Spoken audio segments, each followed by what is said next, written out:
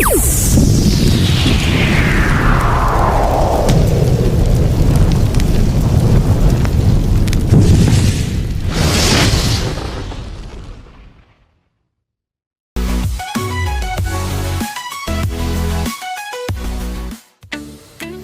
araw!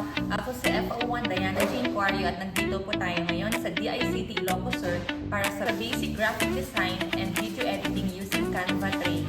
Lumahok ang mga kawani ng Bureau of Fire Protection Ilocos Sur sa pangunguna ni Fire Senior Superintendent Romel B. Borja, Provincial Fire Marshal, sa pagsasanay sa basic graphic design at video editing gamit ang Canva na dinanap sa tanggapan ng Department of Information and Communications Technology sa Vigan City, Ilocos Sur noong October 29 to 30, 2025.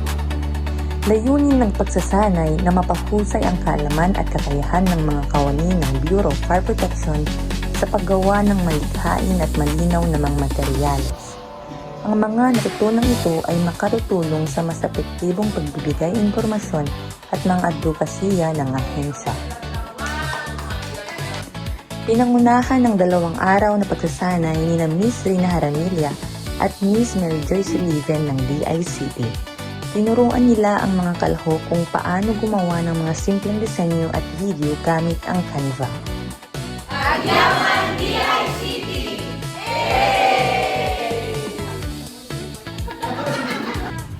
At yan ang mga nakalap naming mga balita para sa BFBT 1 Ilocos Sur.